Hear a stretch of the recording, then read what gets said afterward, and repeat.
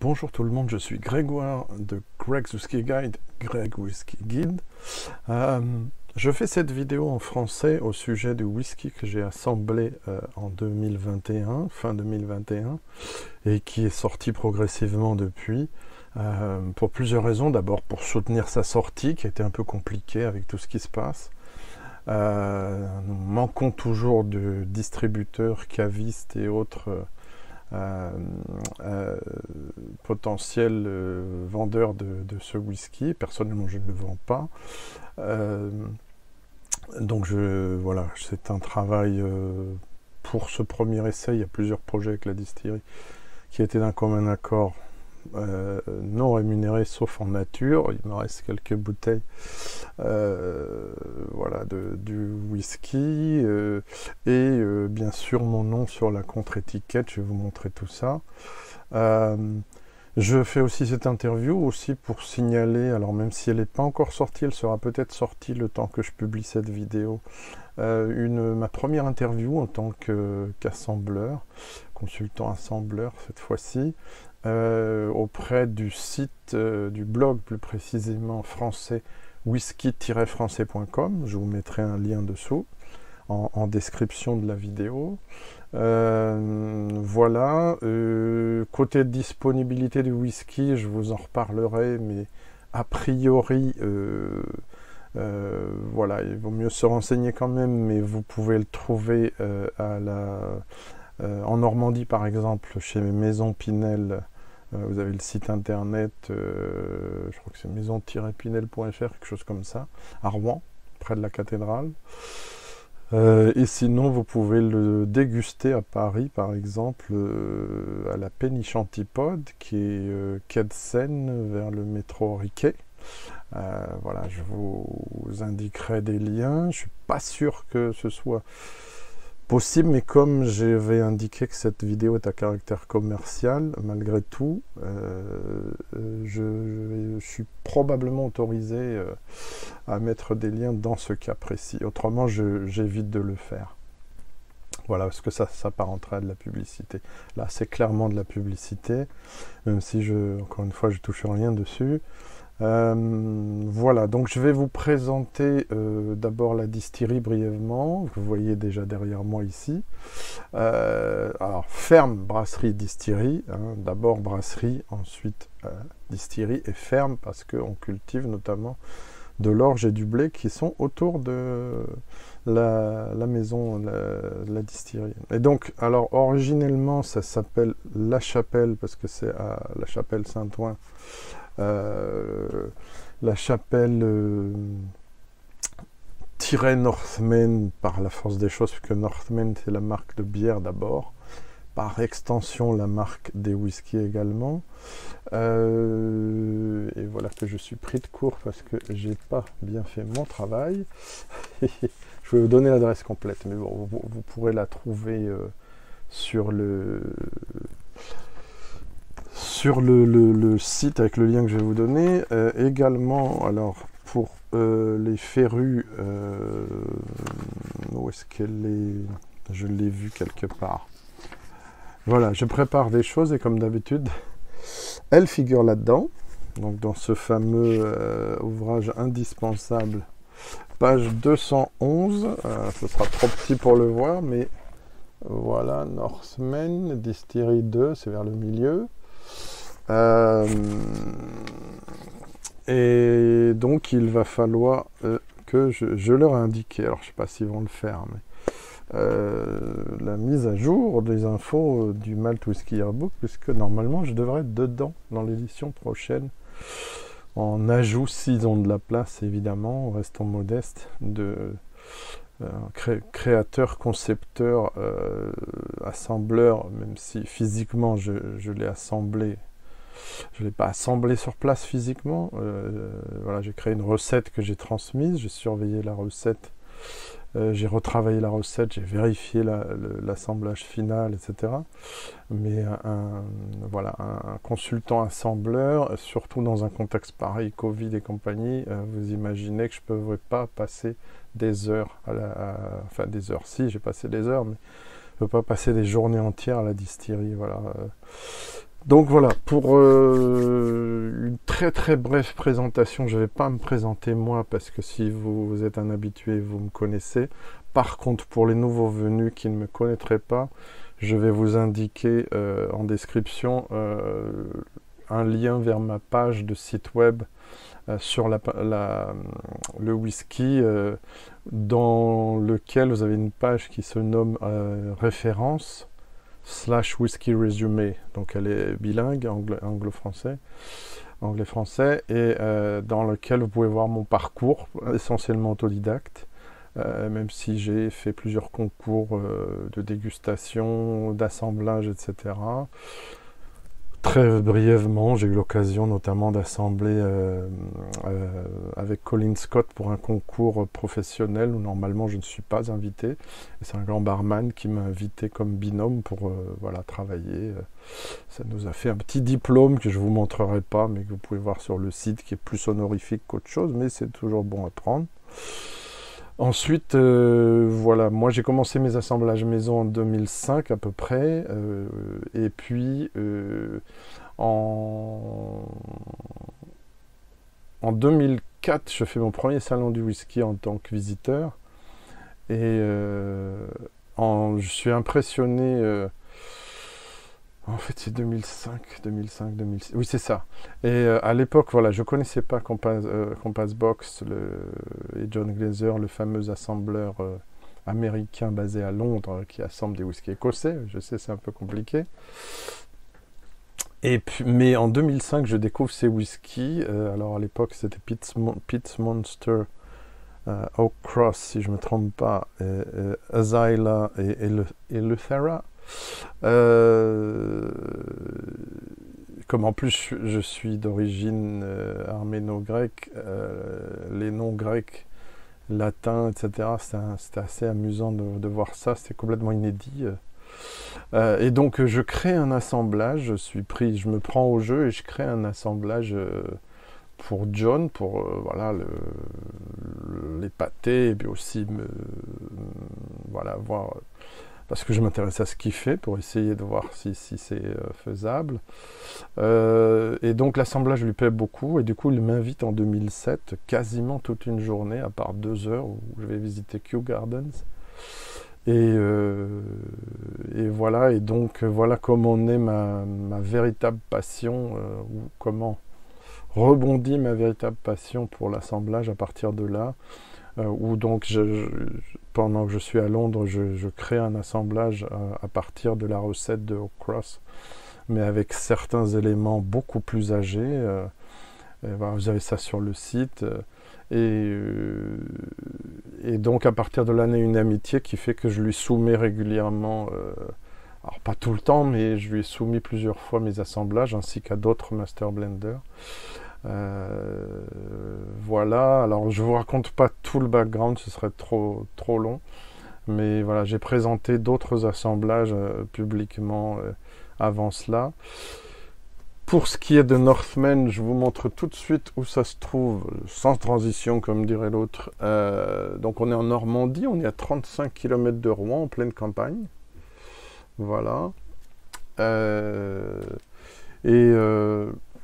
Je me suis fait un petit calendrier personnalisé, j'aime bien faire ça. C'est très rare que je fasse des choses qui ne soient pas écossaises et tout. Et donc, la distillerie que vous voyez derrière moi, voici donc le bâtiment principal qui est ici, qui est consacré surtout à la partie brasserie.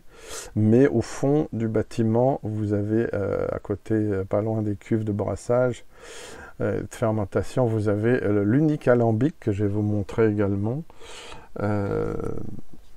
Et donc, comme beaucoup de distilleries françaises, c'est un alambic de récupération. Et là, c'est un alambic itinérant qui était sur bogie, qui a été maintenant rendu fixe, et qui est un alambic anciennement Armagnac.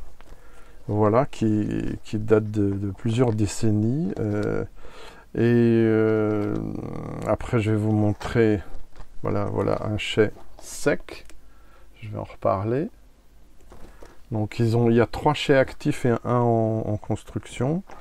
Et voici Dominique, le maître des lieux, Dominique Camus, alias Léo, qui, je vais vous expliquer ce qu'il fait, mais là, on est dans des chais humides. Voilà, il y a un peu de reflet. Et en fait, il est avec le livre de cave, avec moi, en train de présélectionner. Voilà, ça je vous montrerai après, en train de présélectionner des fûts. Donc en fait, ce qui s'est passé, c'est que j'ai visité la distillerie qui ouvre tous les samedis gratuitement avec visite guidée dans l'après-midi. Elle fait goûter, elle a 11 références de bière, et alors 5 principalement, mais ça peut aller jusqu'à 11 ou 13. Et elle a 5 et maintenant 6 références de whisky. Je vais vous en présenter 3 brièvement, les 3 que j'ai à la maison, donc les 2 d'avant et ma création. Très rapidement, voilà, il faut prendre la 28. J'avais noté sur un petit historique qui est sur le site en fait, que j'ai augmenté après. Oui, je vous mettrai un lien vers ma première visite de 2019. À la ferme brasserie distillerie, vous avez un reportage complet avec photos. Et donc j'ai visité le Northman en 2019, été 2019, et puis comme ça m'a bien plu, ça m'a intéressé, j'ai croisé Dominique, donc le maître des lieux, en sortant, c'est pas lui qui faisait la visite, c'était Céline, son secrétaire assistante qui est souvent là pour faire les visites. Il y a un joli centre d'accueil avec un bar, vous pouvez déguster à la fin les créations maison. Et donc j'ai visité la distillerie, j'ai trouvé ça très intéressant, et donc à la sortie on a discuté, et effectivement quand j'ai mentionné que mon site, j'ai oublié de le dire, mon site de whisky est parrainé gentiment par John Glazer de Compass Box, qui me soutient, comme je dis toujours, moralement mais pas financièrement, même si j'ai déjà eu des samples de ses créations à plusieurs occasions, ce que je précise toujours. Voilà, et que quand j'aime pas, je le dis, et il m'est aussi reconnaissant de dire quand une de ses créations me plaît moins que les autres. Donc il y a un dialogue vraiment ouvert et franc avec lui, et donc voilà, Dominique m'a dit est-ce que vous pouvez faire un blend pour nous, et on est parti sur plusieurs projets en fait, mais entre temps hélas Covid, et ça a été très très compliqué, comme vous saviez il y avait les confinements etc, et les interdictions de déplacement. Je passe sur ce sujet sensible. Bref, lorsque j'ai pu y aller le 5 mai, oui c'est ça, 5 mai, je n'ai pu y rester qu'une après-midi, c'était un peu compliqué pour moi. Et donc, excusez-moi, et donc, oui, ça va être une chaude journée, dit-on, 24 degrés. Et donc, voilà, de fil en aiguille, et j'ai eu aussi de graves soucis de santé en 2020, donc, enfin grave, je m'en suis remis, mais c'est compliqué quand même. Ce qui fait que, en fait, on a pu mettre en œuvre en 2021, lorsque j'ai pu retourner, qu'un seul des 2 ou 3 projets qu'on avait, le plus simple, entre guillemets, à mettre en œuvre, c'est-à-dire créer une nouvelle référence de single malt pour eux. Voilà, quelque chose d'un peu plus haut de gamme que les 2 ou 3 versions de base, et se rapprochant de leur plus haut de gamme, qui est la version brute de fût du Torboyau, que je vais vous montrer, en version à 42. Donc voilà, la distillerie en fait était une ferme, ensuite une brasserie, donc elle naît en 97 dans une vieille étable à l'époque de 200 mètres carrés, de la volonté de Dominique Camus, technicien chimiste mais également agriculteur, qui va y produire de la bière, et achètera petit à petit des hectares de terre, jusqu'à 30, pour y cultiver l'orge nécessaire à l'élaboration de ces bières, et également du blé. Au départ, tout était commercialisé sur les marchés fermiers de la région, mais il commence à produire des whiskies à partir de 1999, et c'est en 2002 que sort son premier whisky, le Torboyau. Voilà, né d'un jeu de mots parce que les premiers jus n'étaient pas très bons. Donc Thor, évidemment, les Vikings, vous avez les emblèmes de la Normandie et aussi les dracars en bas. Les Vikings, c'est quelque chose d'important pour la distillerie.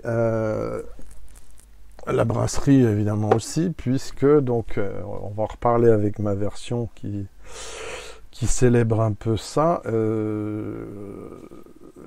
Donc les Vikings ont envahi la Normandie. Alors, je ne célèbre pas l'invasion, mais la fin de l'invasion avec ce whisky. Et donc ils ont marqué cette région. Voilà, donc je vais y revenir. Pas être trop long sur le côté historique et présentation. J'espère faire une vidéo plus courte que celle en anglais.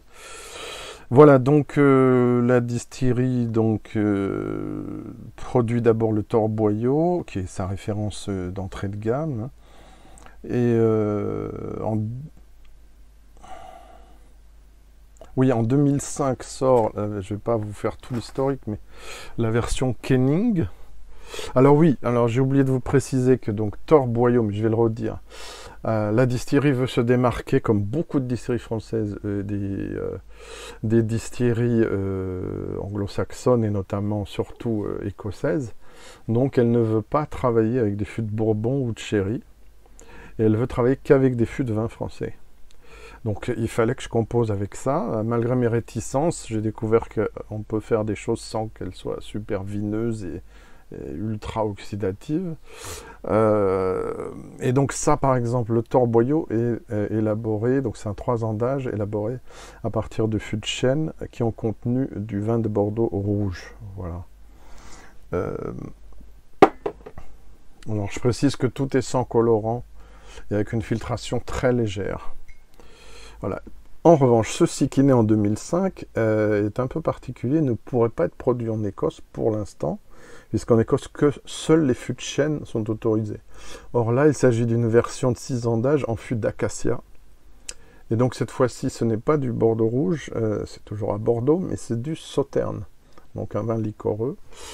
Cette version est à 42,4% d'alcool, alors que l'autre est à 42%. Et donc voilà, ensuite sortiront d'autres versions, une version dite Sleipnir, plus âgée, et une version dite Fafnir, fumée au bois de hêtre, de 5 ans d'âge. Oui, voilà, donc je disais que Northman se positionnait clairement côté marketing sur l'héritage viking. Des dracars venus du Danemark remontent en effet la première fois à la Seine en 841 pour exercer un pillage qui sera suivi d'autres et une occupation d'une partie de ces berges et qui forcera le roi des Francs, Charles III le Simple, à signer avec les Vikings et donc leur chef Rollon un traité de paix en 911. Le traité de Saint-Clair-sur-Epte, leur concédant l'équivalent de la Haute-Normandie actuelle en échange de l'arrêt des pillages et leur conversion au christianisme. Le pays des hommes du Nord devient la Normandie. Les Vikings resteront dans la région 70 ans encore, ceux qui sont installés le demeurèrent par assimilation. Cet héritage viking est célébré de manière joviale par la brasserie distillerie Northman, notamment par l'organisation du festival, alors hors période Covid évidemment, en mai ou juin, le Northfest, qui est aussi musical.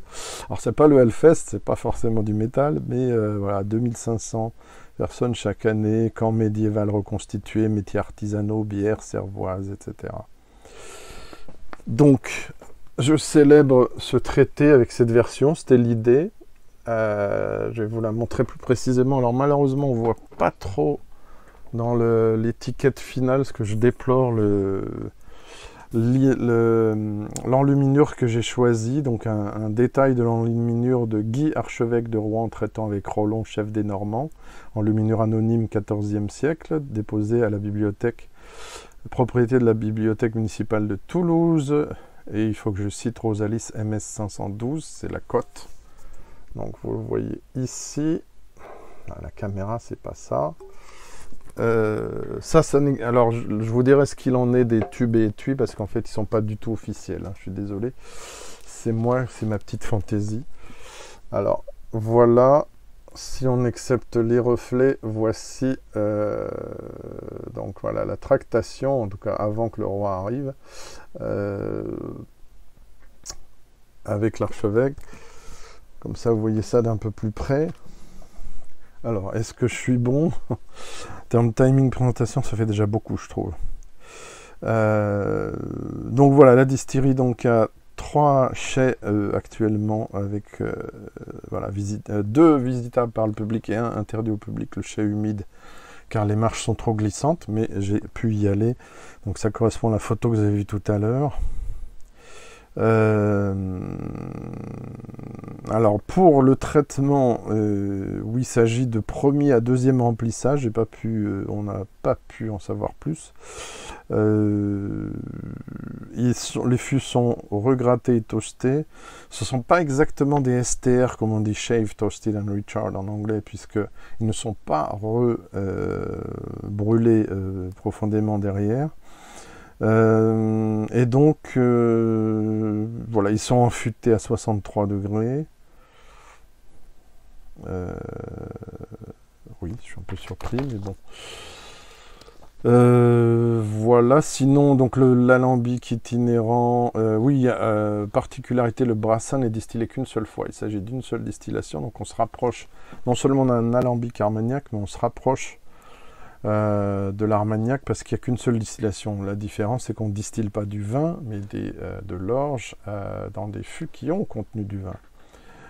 Voilà, alors la production est faible, elle a lieu que 2 fois par an, et environ 35 à 50 maximum fûts de whisky par an. Usage du bois pour le chauffage de l'alambic auparavant et maintenant au gaz. L'alcool monte jusqu'à 80% et mise en fût ou en fûté à 63. Alors en Écosse, souvent 63,5. La distillerie travaille uniquement, sauf pour cette version, qui est une petite révolution, en single cask, qui sont non numérotés. Quand ils sont mis en... Je veux dire, les bouteilles, vous ne savez pas de quel fût cela provient. Sont des fûts de 90 à 100 litres, voire jusqu'à 228 litres. En général, 210 litres. Voilà, donc l'orge est cultivé sur place, le blé pour la bière blanche. Il y a 3... Ah oui, non, je ne vais pas parler des maltes utilisés pour la production des bières, puisque là, on n'en a qu'un pour le whisky. Mais c'est intéressant et ça donne des idées. Donc je vais arrêter avec tout ce côté blabla historique et présentation pour rentrer dans le vif du sujet, c'est-à-dire dans la version. Avant de vous la présenter, voilà, il y a une première séance d'assemblage un peu folklorique côté matériel, mais il y avait quand même la pipette de mesure, mais voilà, donc j'ai travaillé à partir d'une dizaine de fûts, présélectionnés parmi bien d'autres sur livre de cave, suivant les spécifications que je souhaitais moi, puisqu'on m'a été donné carte blanche. Et donc je souhaitais des fûts de différents âges. C'est un whisky sans compte d'âge. Je vais vous montrer un peu plus. Là vous avez, alors j'en ai plus beaucoup puisqu'ils ont été utilisés et reconditionnés, mais voici les échantillons de fûts, à quoi ça ressemble un peu quand ça sort de la cave. Donc ce sont des bouteilles pleines.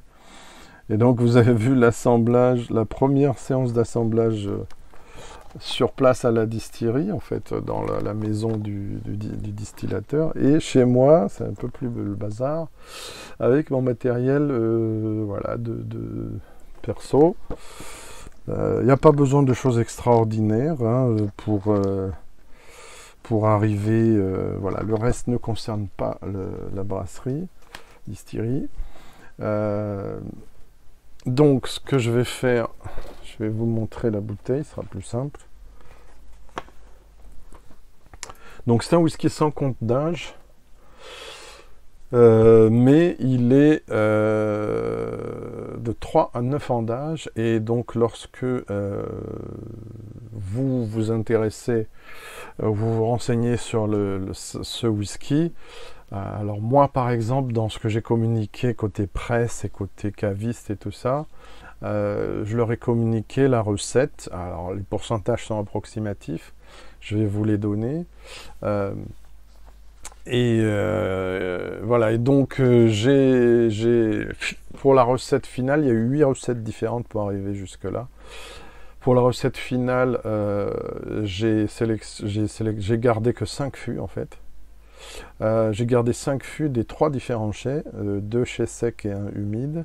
Et donc j'ai choisi des âges de 3 à 9 ans, mais presque 62% du contenu est âgé de 7 à 9 ans d'âge.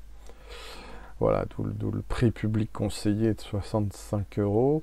Il a fallu mobiliser les troupes, si j'ose dire, il y a 9 personnes dans la distillerie, pour assembler ce qui est rarement fait, et ça a été tout un truc. Mais voilà, nous y sommes arrivés. Parmi les 5 fûts, il est important de souligner que l'un des fûts... c'est celui-ci, je pense, voilà.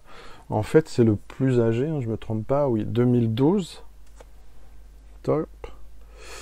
L'un des fûts avait été réduit en vue de devenir le Kenning, que je vous ai montré tout à l'heure. En gros, pour faire simple, et je vais y revenir, mon whisky, alors ça paraît simple comme ça, mais ça ne l'est pas, c'est l'assemblage de ces deux versions, avec 4 fûts de ça et un fût de ça.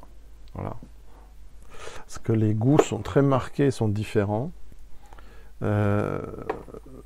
Sauf que voilà, j'ai pas pris n'importe quel fût, j'en ai écarté une partie. Et donc là, ce qui me reste, donc du fût de Sauterne de 9 ans d'âge, le fût numéro 7 du chai B, qui est un chai sec, était déjà réduit à 42,9. Et or, j'ai goûté d'autres fûts de Sauterne, dont un était à 63, que j'ai écarté, parce que je le trouvais trop sec, trop dur, trop alcooleux. Très bon aussi, mais pour ce que je souhaitais, c'était quelque chose de très équilibré, de puissant, de parfumé, mais tout de même équilibré. J'ai préféré l'écarter. Je ne vais pas rentrer dans le détail de tous les fûts écartés et pourquoi j'ai retenu tous les fûts, ce serait une trop longue histoire. Mais grosso modo, j'ai voulu privilégier des notes florales et fruitées exubérantes, tout en gardant de jolies notes boisées et épicées. Donc j'ai assemblé aussi, alors j'ai utilisé... où est-ce qu'il est un fût, donc le fût 82 de 2013 à 57,6, 8 ans d'âge, provenant du chai B. Pour ces notes profondément mielées, limite hydromel, qui était très intéressante, fruitée et relativement tannique. Voilà. Bien sûr, oui, j'ai oublié de préciser, pour le Kenning, il y avait un côté mentholé, floral, fleur capiteuse, légèrement eucalyptus, qui me paraissait intéressant à utiliser. Le plus jeune fût, c'est celui-ci, c'est un torboyau, donc vin rouge, chai sec, donc fût numéro 1, 3 ans d'âge, 2018, 57,1. Donc je l'ai utilisé pour ses jolies notes de fleurs blanches et sa puissance, son côté structurant. Voilà, le bois est assez présent, malgré son jeune âge. Ensuite, j'ai utilisé donc ce qu'on appelle Sleipnir, parce que c'est un peu plus âgé, pour ses notes limite pâtissière, en fait, ouais, caramel, fudge, chocolat. Le fût 25. Voilà, donc là, j'avais pu avoir une bouteille à moi en plus. Donc, c'est un 7 ans d'âge, 2014, chez A humide, à 59,5. Et là, c'est vraiment un des plus beaux fûts, voilà, avec un côté très pâtissier, malgré une certaine tannicité. Donc, voilà. Ah oui, j'ai oublié de dire les pourcentages. Donc, le fût le plus jeune, j'en ai mis que 8,8% environ. Le fût d'acacia, 24,4, le 9 ans d'âge. Le fût mielé, j'en ai mis que 6,5%. Et donc les pourcentages les plus importants proviennent de celui que je viens de vous montrer, donc le 25, avec 28,7%. Et oui, je vais le dire, tant pis, mon fût préféré, donc le 19, c'est un 7 ans 2014, Torboyeux, donc vin rouge. Oui, évidemment, je l'ai pas dit, mais tout est French Oak, tout est fût de chêne limousin, vraisemblablement. Oui, limousin, je pense, fût neuf, mais ayant contenu du vin, donc plus vin fût neuf, pardon. 57,1. J'ai sélectionné celui-ci pour ses sublimes notes de fleurs capiteuses, fruits exotiques, litchi, rose, goyave, papaye. Alors donc voilà, donc là j'ai fait rajouter non filtré à froid, non coloré, parce que c'est important. Le titrage, ça a été compliqué. C'était un peu, voici la version, alors avec mon étiquette maison, la version brute de l'eau, batch strength. Pourquoi pas brut de fût, puisque comme j'ai expliqué, l'un des fûts était dilué. Qui est une version donc intermédiaire et à 56, mais elle était sans doute trop puissante pour être commercialisée, ne pas toucher que les aficionados. Mais je ne voulais pas qu'elle soit à 40 ou 42 ou 43, et même 46 j'ai hésité, et pour moi 48, pour garder cette puissance aromatique, me paraissait un bon compromis.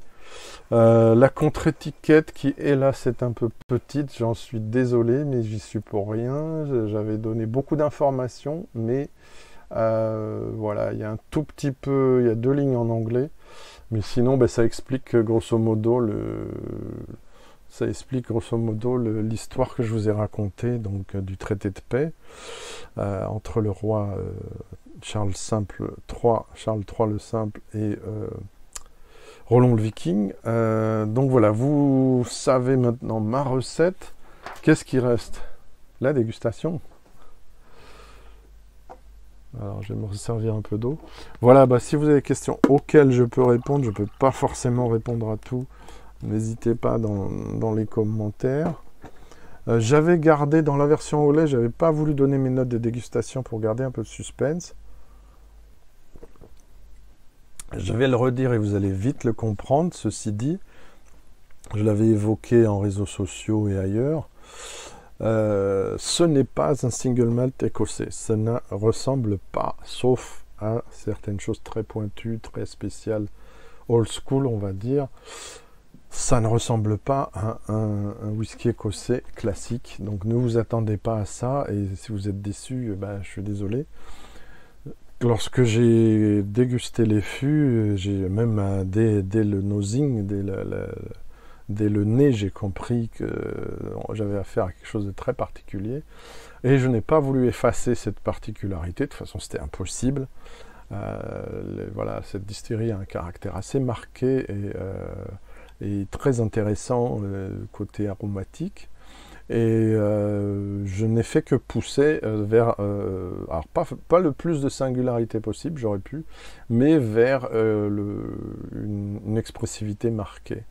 Donc je vais vous donner quelques-unes de mes notes de dégustation. Je vais poster exceptionnellement ma note personnelle de dégustation en description. Et pour ne pas être trop long, voilà, je vais passer à la dégustation. Alors comme il n'avait pas de couleur artificielle, donc vous voyez, ça reste assez clair, mais c'est brillant. C'est un jaune d'or assez brillant. Voilà, en termes de, vous voyez pas grand chose, mais en termes de larmes, ça s'accroche modérément longtemps au verre. Il y a quand même eu un peu de filtration. Mais les jambes sont assez petites. Alors au nez. Alors au début, il peut être un peu rebutant parce qu'il est fortement levuré. On est presque au niveau du cidre aussi. Alors, j'ai pas précisé, mais contrairement aux 3/4 des distilleries écossaises, et un peu comme Belgian Old, The Old Distillery en Belgique, on utilise ici de la levure de brasserie et pas de distillerie. Il y a plus de notes d'ester, plus de notes levurées que si on utilise la levure classique de distillerie qui est beaucoup plus neutre mais plus stable à utiliser. Voilà. Donc tout de suite, moi ce que j'adore, donc dès qu'on passe ce premier nez de miel, on a un second nez floral exubérant, fleurs capiteuses, lisses et roses en même temps. Puis très vite fruité. Alors pour moi, litchi, goyave, papaye, abricot et pomme rouge. On a un nez aussi très pâtissier, tarte aux fruits alsacienne, millefeuille. Et un dernier nez végétal, bois d'acacia, notes de sauterne et de sous-bois, champignons et thé noir pour moi. Voilà, tout ça c'est très mêlé. C'est... Ben forcément je suis parti pris, mais... Voilà, alors pour être très clair, on n'est pas dans le single malt écossais classique. Pour moi, on est clairement sur un territoire proche du rye, du whisky de seigle américain, nord-américain, pas forcément. Peut être canadien ou des États-Unis. Et dès que j'ai senti ça, j'ai dit, oh mon Dieu, il faut que je bosse là-dessus, c'est fabuleux, quoi. Donc c'est pour ça que je dis que c'est clivant, tout le monde n'aimera pas. Ce n'est pas un whisky pour les débutants, mais ça peut séduire certaines personnes, peut-être même à l'aveugle, si on leur dit pas que c'est un whisky français ni écossais. S'imaginant peut-être que c'est un whisky exotique, américain, indien. Voilà, allez, j'attaque, santé.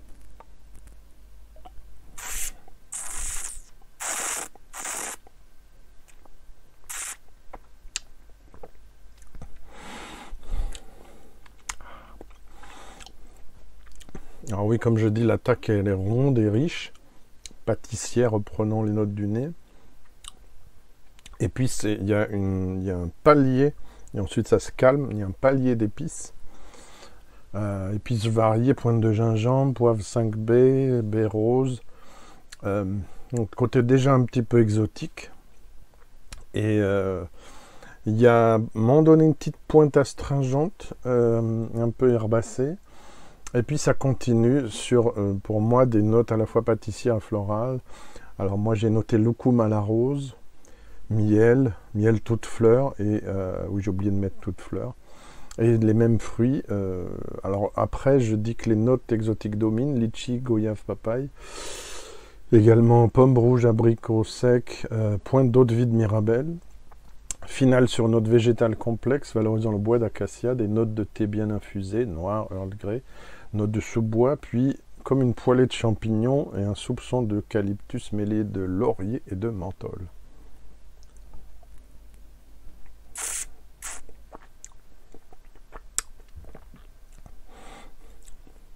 Voilà, donc une finale assez relativement longue, avec beaucoup d'harmonie. En tout cas, c'est ce que j'ai recherché, hein, peut-être vous ne serez pas d'accord. Et un côté pâtissier et assez huileux finalement. Voilà, je vais rajouter un petit peu d'eau. Alors, excusez-moi 2 secondes. Voilà, donc j'ai rajouté un petit peu d'eau. Je n'ai pas voulu laisser trop de temps. La vidéo va être longue, je suis désolé malgré tout.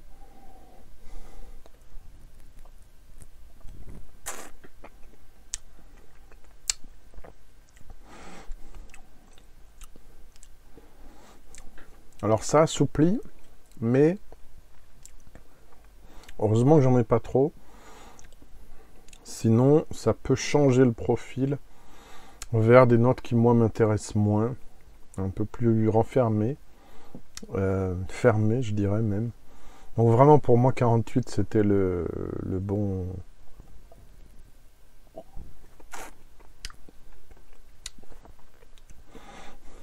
Voilà, on est toujours sur cette espèce... Il y a presque un côté fumé, mais il n'est pas fumé. Mais il y a cette espèce d'harmonie avec... le sauterne qui vient souligner, et l'acacia surtout, qui vient souligner un peu cette exubérance florale, fruitée, pâtissière, avec un côté à l'ancienne, avec ce côté mentholé, qui lui aussi rappelle le rail. Qu'est-ce que vous voulez, c'est comme ça. Voilà, donc un whisky atypique, mais avec beaucoup de charme. Et voilà, que j'espère vous aurez l'occasion de goûter et me dire ce que vous en pensez. Voilà, donc j'espère que j'ai pu faire le tour. Merci d'avoir regardé cette vidéo. Mettez un like, un j'aime si ça vous a plu. Inscrivez-vous si ce n'est pas déjà fait. Parlez-en autour de vous. Essayez de voir si vous pouvez trouver le whisky. Je ne peux pas vous dire tout, mais il y a des tractations pour une distribution à l'étranger. Il n'y a rien de fait encore. Et ailleurs en France, je ne peux pas dire...